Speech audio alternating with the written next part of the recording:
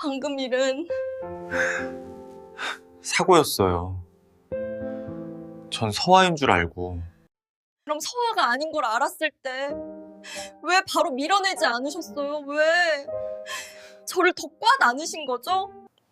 인생에는 한 번 열면 영원히 되돌릴 수 없는 문들이 있다. 나에게는 그 운명의 목요일 새벽 내 침실문이 바로 그랬다. 나는 강도준 39세, 한국 사회에서 흔히 성공했다고 불리는 남자다. 여의도의 영업부장, 강남의 고급 아파트 거주, 그리고 대학 시절 첫사랑인 서아와의 겉보기에 평온해 보이는 8년차 결혼 생활. 하지만 그 누구도 마천루의 화려한 껍데기와 반듯한 정장 뒤에 내 영혼이 오래전부터 썩어 문드러져 있다는 사실을 알지 못했을 것이다. 아내와 나 사이의 설렘은 죽었고 그 자리를 무서운 습관이 차지했다.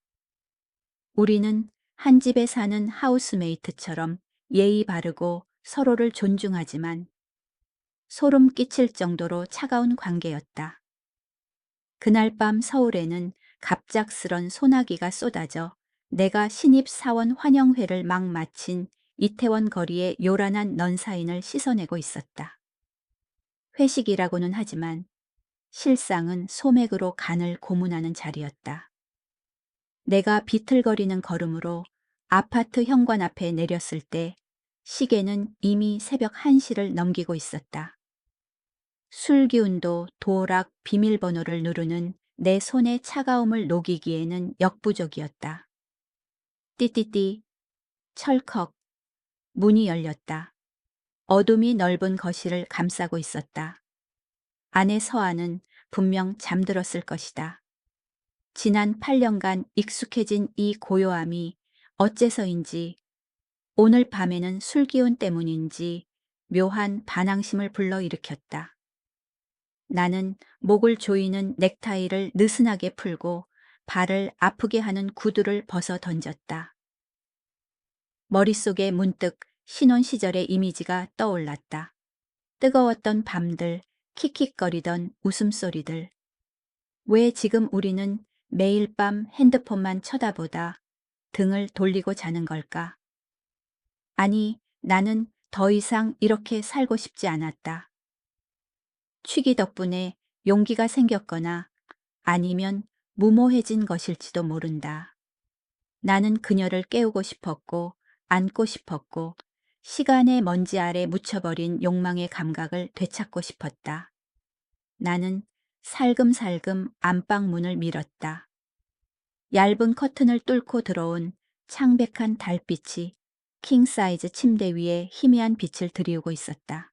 두꺼운 이불 아래 웅크린 채 고른 숨을 내쉬는 사람의 형체가 보였다. 나는 마른 침을 삼켰고 심장은 가슴 속에서 북소리처럼 쿵쿵거렸다. 아내에게 이렇게 가까이 다가가며 설렘을 느낀 게 얼마 만인가. 희미한 빛 속에서 나는 조심스럽게 옆에 누워 익숙한 온기를 찾았다. 아내의 일상적인 라벤더 향과는 전혀 다른 야생 꿀처럼 달콤하고 낯선 향기가 코끝을 스쳤다.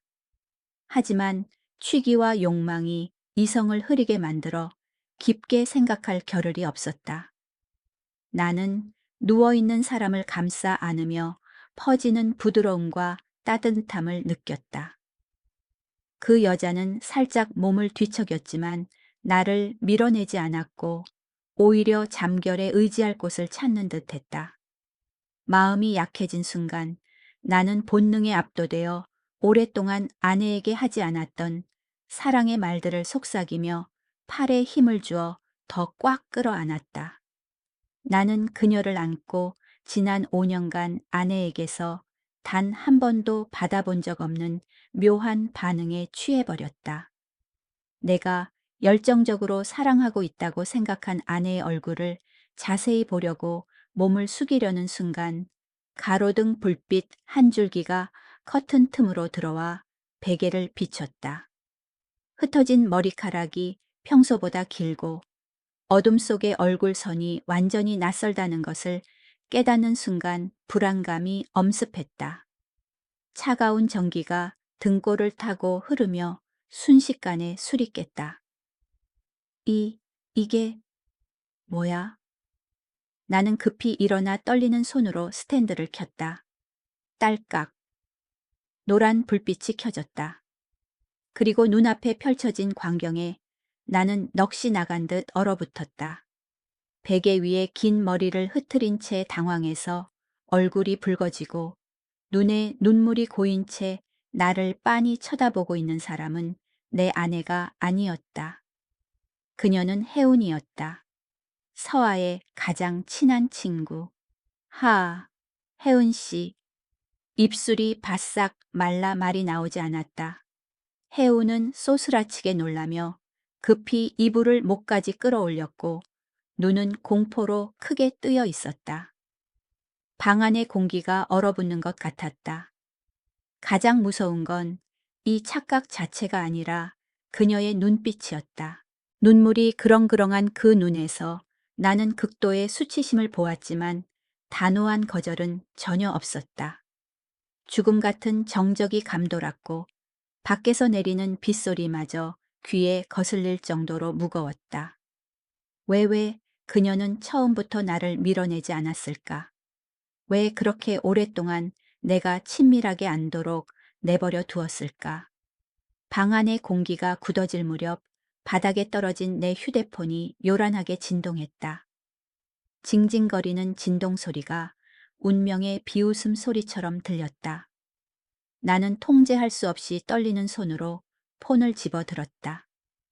화면이 켜지며 사랑하는 아내에게서 내가 한창 술잔을 기울이던 저녁 7시에 온 문자가 표시되었다. 여보, 오늘 혜운이가 남편과의 이혼 문제로 힘들어해서 우리 집에서 하룻밤 재워주기로 했어. 기분이 안 좋다고 해서 편하게 쉬라고 안방을 내줬고 나는 친구들이랑 스파 가서 찜질하고 자고 올게. 당신은 들어오면 거실에서 자고 혜운이 방해하지 마. 휴대폰이 손에서 미끄러져 카펫 위로 털썩 떨어졌다. 아내는 집에 없다. 그리고 이혼하고 온기를 갈망하던 혜운이 우리 부부의 침대에 누워 있었다. 방금 그건 죄송합니다. 제가 너무 취해서 저는 정말. 나는 내 잘못된 행동을 설명하려 더듬거렸고 흐트러진 내 모습을 감추려 급히 이불을 끌어당겼다. 혜우는 여전히 침묵했고 아래 십수를 살짝 깨문 채 복잡하고 알 수 없는 눈빛으로 나를 응시하고 있었다. 침실의 좁은 공간이 숨을 쉴 수 없을 만큼 답답해졌다.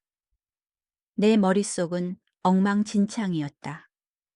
아내에 대한 죄책감이 가슴을 찢어 놓았지만 그보다 더 적나라하고 무서운 진실이 내 세포 하나하나에 스며들고 있었다. 그것은 그녀의 몸에서 느낀 온기가 여전히 내 마음을 사로잡고 있다는 것이었다.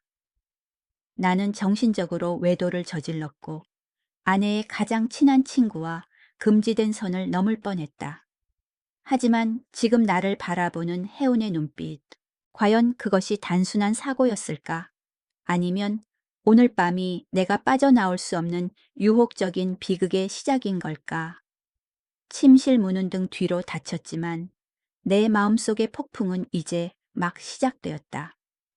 나는 거실의 차가운 가죽 소파에 주저앉아 멍하니 천장까지 닿은 유리창 밖을 내다보았다. 저 아래 한강은 유유히 흐르며 서울에 화려하지만 고독한 불빛을 반사하고 있었다. 깍지 낀 두 손은 걷잡을 수 없이 떨리고 있었다.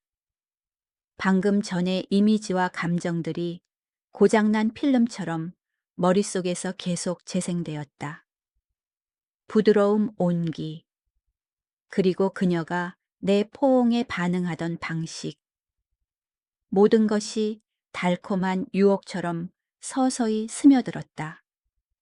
아내에 대한 죄책감이 바위처럼 가슴을 짓눌렀지만 아이러니하게도 그와 동시에 지난 5년간 서아와의 무미건조한 결혼 생활이 주지 못했던 미친 듯한 설렘이 함께했다. 정신 차려 강도준, 도대체 무슨 짓을 하고 있는 거야? 나는 스스로를 저주하며 뜨거워진 얼굴을 거칠게 쓸어내렸다. 나는 도망치듯 부엌으로 달려가 냉장고를 열고 차가운 생수 한 병을 단숨에 들이켰다. 하지만 그 시원한 물줄기도 내 목구멍을 태우는 건조한 불길을 끄지는 못했다. 벽시계는 새벽 1시 30분을 가리키고 있었다. 서아는 친구들과 3차를 간다고 했으니 아무리 빨라야 새벽 3시는 되어야 들어올 것이다. 앞으로 1시간 반. 죽음 같은 시간이다. 바로 그때 복도 쪽에서 인기척이 들렸다. 심장이 덜컥 내려앉으며 숨이 멈췄다. 맨발이 마룻바닥에 닿는 소리가 점점 가까워졌다. 혜운이 걸어 나왔다. 그녀는 방금 전에 얇은 잠옷 위로 무릎까지 내려오는 긴 카디건을 걸치고 있었다.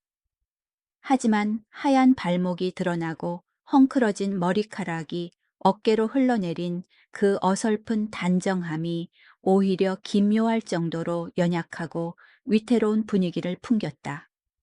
고요한 거실에서 우리의 눈길이 마주쳤다. 시계 바늘이 움직이는 소리마저 들릴 정도로 긴장감이 감돌았다. 아직 안 주무셨어요. 혜운이 먼저 입을 열었다. 그녀의 목소리는 평소의 자신감 있는 모습과는 달리 잠기고 약간의 두려움이 섞여 있었다. 아, 네. 혜운 씨도 깨셨군요. 네. 어색한 침묵이 다시 감돌았다. 혜운은 천천히 다가와 내 맞은편 1인용 소파에 앉았다. 우리 사이에 놓인 대리석 티 테이블은 이제 이성과 본능 사이의 위태로운 경계선처럼 보였다. 도준 씨? 네, 방금 그 일 정말 오해였던 거죠. 혜운의 목소리가 떨렸고 그녀의 눈빛은 남은 자존심을 구원해줄 확인을 구하는 듯했다. 나는 달기 모이를 쪼듯 즉시 고개를 끄덕였다. 당연하죠. 맹세코 서아가 자고 있는 줄 알았습니다. 제가 너무 취해서 아내의 문자를 읽지 못했어요. 정말 죄송합니다. 1000번이라도 사과드릴게요. 아니에요. 제 잘못도 있어요. 혜우는 고개를 숙이며 기어들어가는 목소리로 말했다. 거실 에어컨이 고장나서 서아한테 안방에서 자겠다고 부탁했거든요.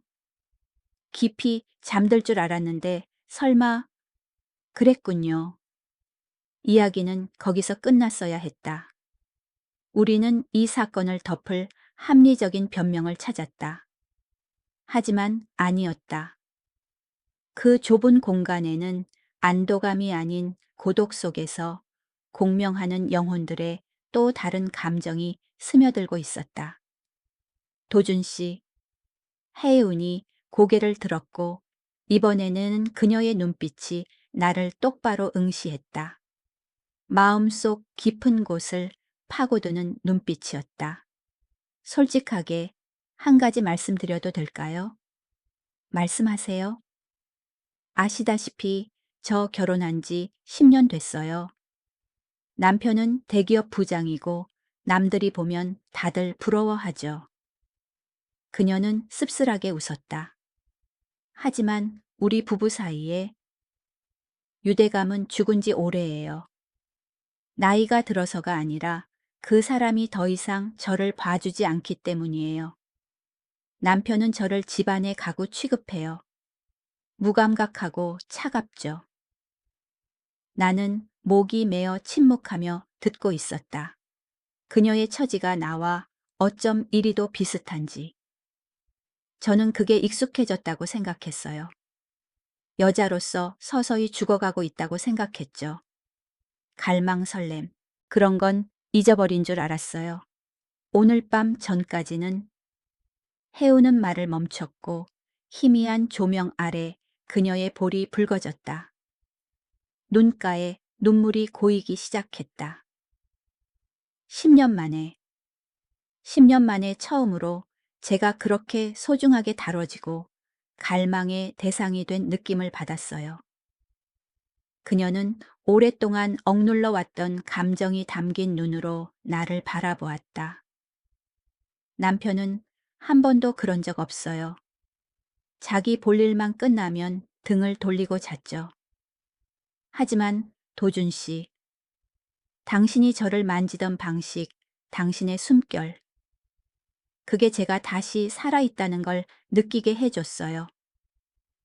내 심장은 가슴을 뚫고 나올 듯 요동쳤다. 혜운의 고백은 오랫동안 억눌러 왔던 내 감정의 마른 지푸라기, 더미에 던져진 불씨 같았다.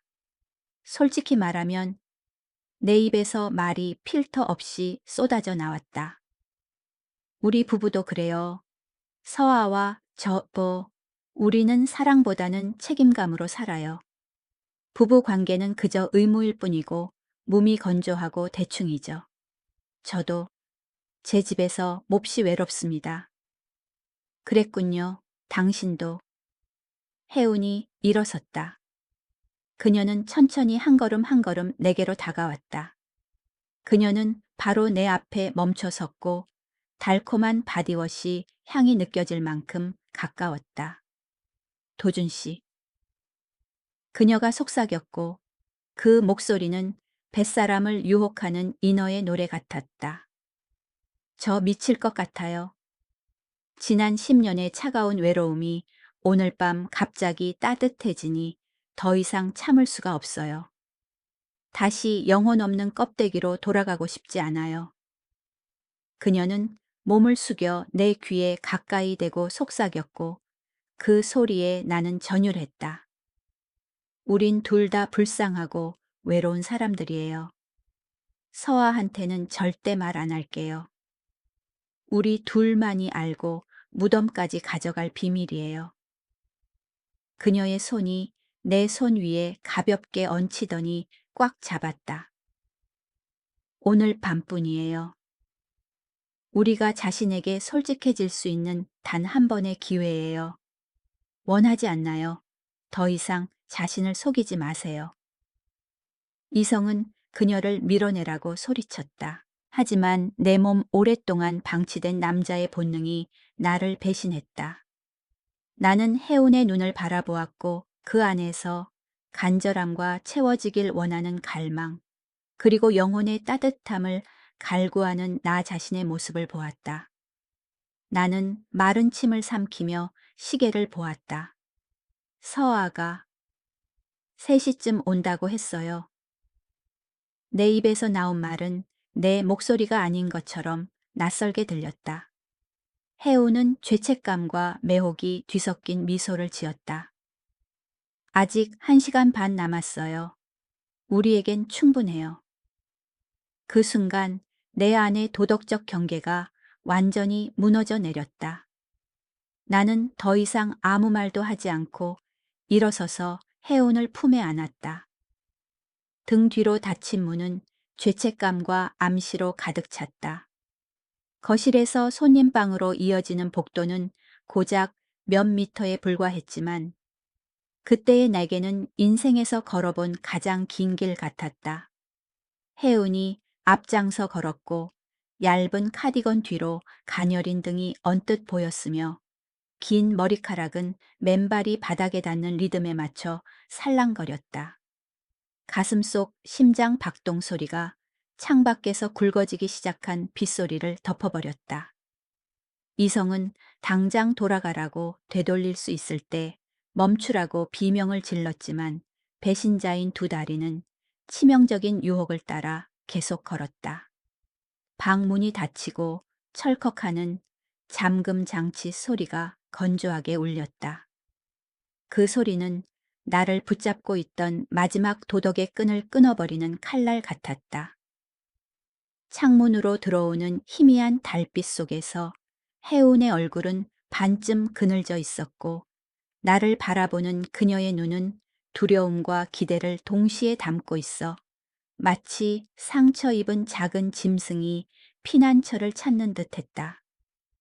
도준 씨, 우리 후회하지 않겠죠? 그녀의 질문은 허공으로 흩어졌다. 후회 아마도 하겠지 하지만 그건 내일의 일이다. 오늘 밤, 바로 이 순간 존재하는 것은 두 외로운 영혼을 태우는 갈망뿐이었다. 나는 대답하지 않고 조용히 다가가 떨고 있는 그녀의 어깨를 감싸 안았다.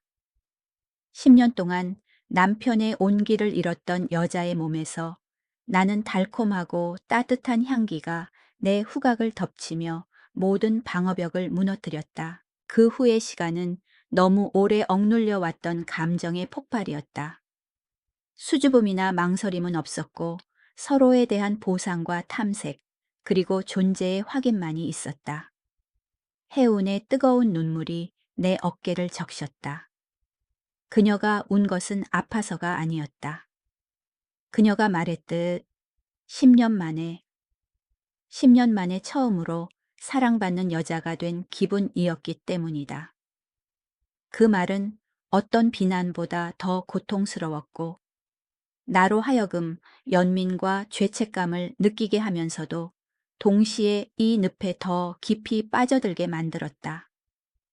우리가 서로를 놓아주었을 때 벽시계는 이미 새벽 2시 40분을 가리키고 있었다. 잔혹한 현실이 돌아왔다. 아내 서아가 언제든 문을 열고 들어올 수 있었다. 사랑의 취기 대신 공포가 밀려왔다. 우리는 발각된 도둑들처럼 황급히 일어나 옷매무새를 다듬고 헝클어진 머리를 빗고 침대 시트를 평평하게 폈다. 난 거실로 갈게요. 문 잠그는 거 잊지 마요. 나는 속삭이고 살금살금 밖으로 나왔다. 심장은 여전히 가슴 밖으로 튀어나올 듯 뛰고 있었다. 나는 소파에 누워 자는 척했지만 귀는 곤두쓰고 있었다. 약 15분 후 도어락 누르는 소리가 들렸다. 서아가 왔다. 그녀는 술 냄새를 풍기며 비틀거렸고 바로 이곳에서 남편과 절친이 최악의 배신을 저질렀다는 사실은 꿈에도 모른 채 거실을 지나갔다. 그녀는 안방으로 들어갔다. 문이 닫혔다. 그제야 나는 등 뒤가 식은 땀으로 흠뻑 젖은 채 안도의 한숨을 내쉬었다. 다음 날 아침 서울의 눈부신 햇살이 집안 곳곳을 비추며 나와 해운 사이의 적나라한 어색함을 드러냈다. 나는 식탁에 앉아 커피를 마시며 떨리는 손을 감추려 애썼다. 해운은 부엌 옆에 서 있었다. 옷은 단정하게 입었지만 퉁퉁 부은 눈과 나를 훔쳐보는 은밀한 시선은 감출 수 없었다. 도준 씨 어젯밤 잠은 좀 잤어요. 아, 그럭저럭요. 무미건조한 대화는 안방 문이 열리는 소리에 끊겼다. 씻고 나온 서아는 우리 두 사람의 우울한 분위기와는 정반대로 상쾌하고 밝은 모습이었다. 좋은 아침 두 사람. 일찍 일어났네. 서아는 가슴 아플 정도로 천진난만하게 웃으며 말했다. 그녀는 내 옆에 앉아 내 목을 끌어안으며 애교를 부렸다. 여보, 어제 늦어서 미안해. 너무 취해서 정신이 없었어.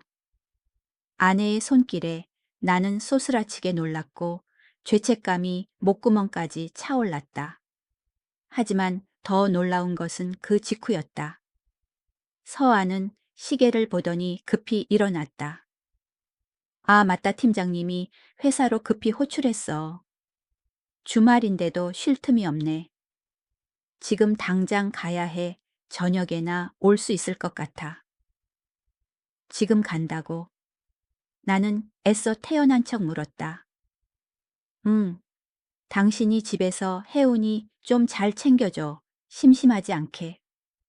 서아는 급히 옷을 갈아입고 가방을 챙겨 문 뒤로 사라졌다.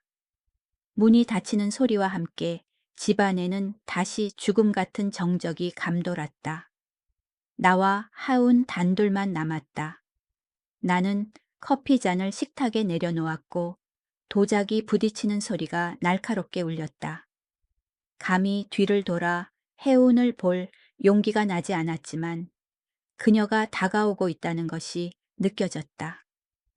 그녀의 은은한 향수 냄새가 다시 한번 나를 포위했다. 도준 씨, 혜운 씨, 어젯밤 일은 우리 그만하기로 약속했잖아요? 나는 힘없고 설득력 없는 목소리로 말했다. 알아요?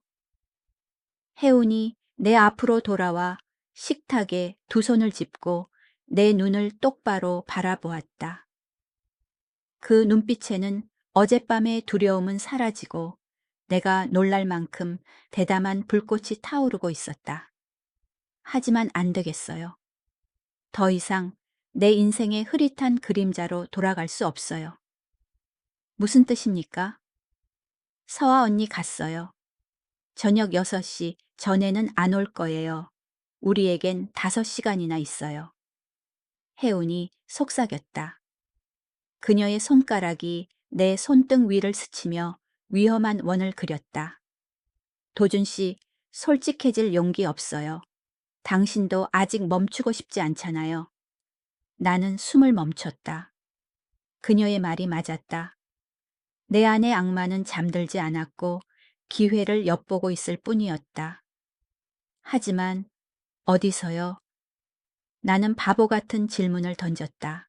혜우는 신비롭고 도발적인 미소를 지었다. 거기서요. 안방 침실에서. 뭐라고요? 나는 깜짝 놀라 의자에서 벌떡 일어났다. 안방 거긴 서아와 내가 매일 자는 곳이에요. 미쳤어요. 거긴 마지막 선이에요. 절대 안. 그래서 원하는 거예요. 혜운이 내 말을 끊었다. 목소리에는 이상할 정도로 확신이 차 있었다.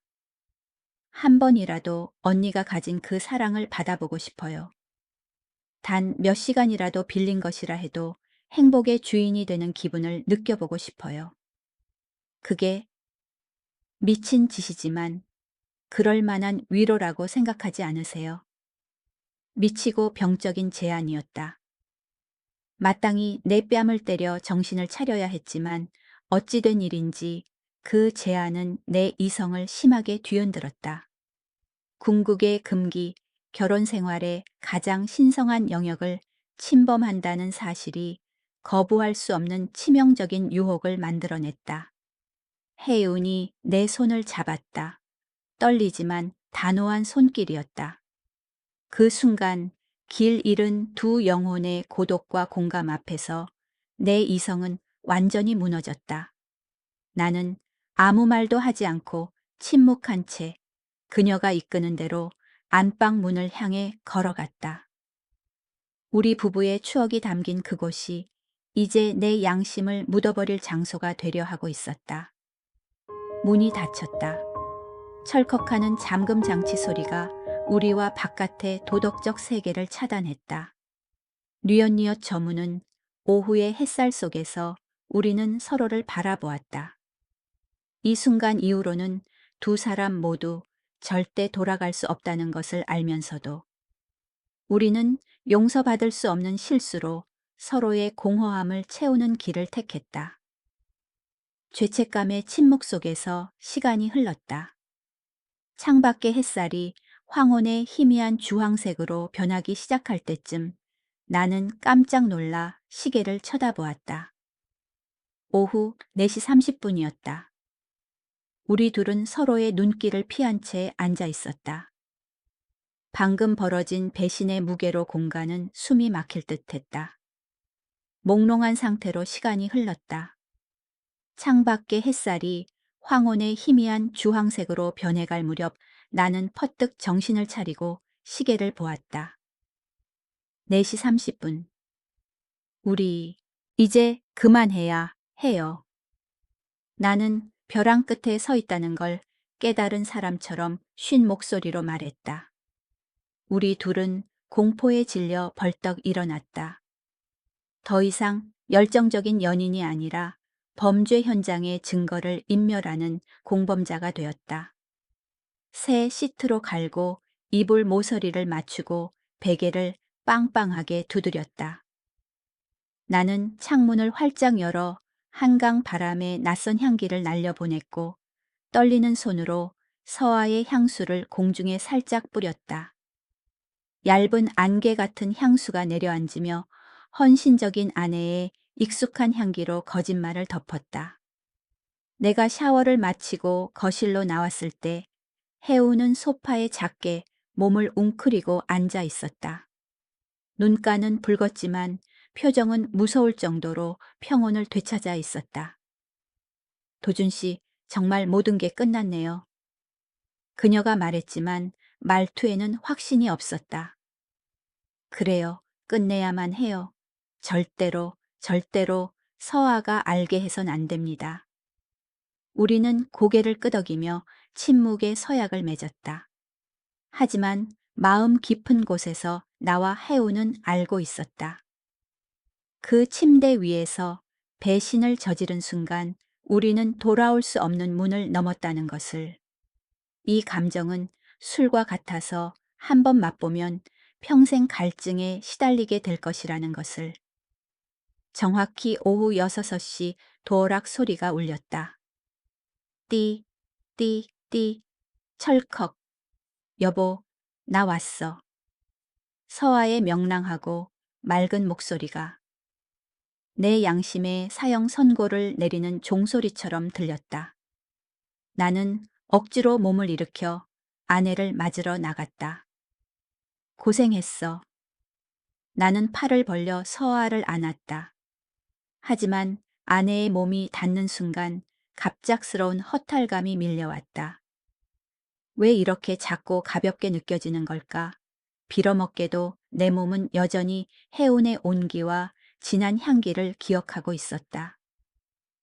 백년해로를 약속한 아내의 품에서 나는 사랑의 박동이 아닌 배신의 차가움만을 느꼈다. 서아의 천진난만한 미소를 보며 나는 내가 가면 쓴 사람이 되었음을, 그리고 죽을 때까지 이 가면을 쓰고 살아야 함을 깨달았다. 일요일 아침 서울의 공기는 쌀쌀했다. 서아가 옆에서 평온하게 숨을 내쉬며 자고 있을 때 나는 잠에서 깼다. 가슴이 답답했다. 단 48시간 만에 나는 이 집에서 그녀의 가장 친한 친구와 함께 그녀의 믿음을 2번이나 죽였다. 나는 살금살금 거실로 나왔다. 손님방 문이 활짝 열려 있었고 언제 일어났는지 해운이 마지막 짐을 캐리어에 챙겨 넣고 있었다. 일찍 일어났네요. 해운이 고개를 들었다. 큰 눈 아래 피곤한 다크서클이 보였다. 아마 그녀도 나처럼 밤을 꼬박 새웠으리라. 네, 잠이 안 와서요. 그녀의 목소리는 가라앉아 있었다. 나는 따뜻한 커피 2잔을 내렸다.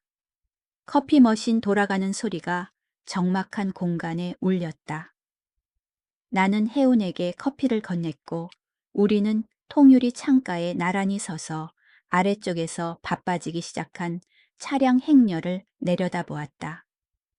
도준 씨, 지난 이틀 정말 고마웠어요. 해운이 나를 보지 않고 먼 곳을 응시하며 천천히 말했다. 덕분에 제가 여자라는 걸 다시 기억하게 됐어요. 10년 동안 남편에게 냉대받으며 저는 제가 말라 비틀어진 무생물이 된 줄 알았어요. 하지만 저를 보던 당신의 눈빛, 당신의 그 갈망, 그게 제 마지막 자존심을 구원해 줬어요. 나는 뜨거운 커피잔을 꽉 쥐었다. 열기가 전해졌지만 얼어붙은 마음을 녹일 수는 없었다.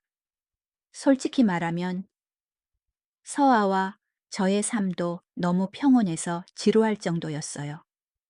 저는 제 열정이 다 식은 줄 알았습니다. 하지만 혜운 씨와 함께 있으면서 젊은 날의 제 모습을 다시 보게 됐어요. 우리 참 닮았네요. 서로를 찾아낸 외로운 영혼들이라니. 혜운이 씁쓸하게 웃었다. 그리고 그녀는 고개를 돌려 내 눈을 똑바로 단호하게 바라보았다. 도준 씨, 이 문을 나가면 우린 남남이에요. 이 비밀은 영원히 묻히는 겁니다. 약속해요. 잘 지내요. 당신은 매력적인 사람이니까 행복할 자격이 있어요. 고마워요. 당신도요, 서아 언니한테 더 잘해주세요. 좋은 사람이니까. 안방 문이 열렸다. 서아가 부스스한 머리로 하품을 하며 걸어 나왔다. 방금 오간 죄스러운 대화에 대해서는 전혀 알지 못한 채. 두 사람 벌써 일어났어. 나 빼고 커피 마시는 거야. 혜우는 즉시 환한 미소를 지었다. 가슴 아플 정도로 완벽한 연기였다. 언니, 일어났어. 나 지금 가려고. 오늘 다른 친구 집으로 옮기기로 했거든. 왜 이렇게 빨리 가? 아침이라도 먹고 가지. 아냐, 부부 사이에 눈치 없이 끼어 있기 싫어. 재워줘서 고마워, 언니 오네. 혜운이 서아를 껴안았다. 내 아내와 내 내연녀가 다정하게 포옹하는 모습을 보며 나는 수천 개의 바늘이 심장을 찌르는 것 같았다. 이 거짓, 이 연극은 서아에게 너무나 잔인한 짓이었다. 엘리베이터 홀에 우리 셋이 섰다. 조심히 가, 혜운아. 필요한 거 있으면 연락하고. 서아가 친구의 손을 잡고 다정하게 말했다. 알았어. 두 사람 행복하게 살아. 혜운이 대답하며 시선이 나를 스쳤다. 찰나의 그 눈빛에는 수만 가지의 감정과 작별 인사, 그리고 엄청난 비밀에 대한 상기가 담겨 있었다. 엘리베이터 문이 닫혔다. 전광판의 숫자가 줄어들었다. 혜우는 떠났다. 휴, 불쌍한 것. 서아가 한숨을 쉬며 내 어깨에 머리를 기대었다. 여자가 남편한테 사랑 못 받으면 너무 불행해. 그치, 오빠는 절대 나한테 그러지 않겠다고 약속해. 나는 아내의 어깨를 감싸 안았다. 내 손이 미세하게 떨렸다. 응, 약속할게. 우리 서로 더 아껴주자. 사랑해, 도준. 나도 사랑해. 거짓말이 입 밖으로 가볍게 하지만 쓰디쓰게 흘러나왔다. 서아는 행복하게 미소 지었고 나는 이 순간부터 내가 내 양심의 수감자가 되었음을 알았다. 그날 밤 익숙한 침대 위에서 서아는 내 품에 파고들어 잠들었다. 나는 눈을 뜨고 천장을 멍하니 바라보았다. 어둠 속에서 지난 48시간의 기억이 슬로우 모션처럼 생생하게 되살아났다. 혜은의 희미한 속삭임 갈망하는 눈빛.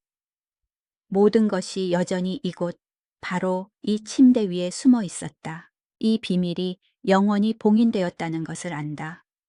하지만 그 잔재는 결코 사라지지 않을 것이다. 그것은 계절이 바뀔 때마다 욱신거리는 보이지 않는 흉터이자 긴 외로움의 밤마다 내가 몰래 꺼내볼 달콤하고 유혹적인 기억이 될 것이다. 나는 강도준이다. 남들 눈에는 모범적인 남편이자 어둠 속에서는 배신자다. 방금 들려드린 이야기는 내 인생에서 가장 혼란스러웠던 주말에 대한 참회록이다. 여러분, 결혼 생활의 지루함은 무서운 게 아닙니다. 진짜 무서운 건 돌이킬 수 없는 실수로 그것을 채우려 하는 것입니다. 외로움이 당신의 본능을 속이게 두지 마십시오.